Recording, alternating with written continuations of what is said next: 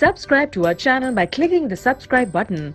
Click the bell button and enjoy the latest uploads from our channel. Question number 16. Write two limitations of traditional breeding technique that lead to the promotion of micro-propagation. Mention two advantages of micro-propagation. Give two examples where it is commercially adopted. सबसे पहले limitations of traditional breeding technique. It failed to keep pace with demand. Demand ज़्यादा होती है and ये कम होती है. Failed to provide fast and efficient system of crop improvement. Advantages क्या हैं? Short duration में large number of plants can be developed. Produce करता है genetically similar plants जिन्हें soma clones बोलते हैं. Healthy virus free plants can be recovered from diseased plants. Examples are tomato, banana, apple.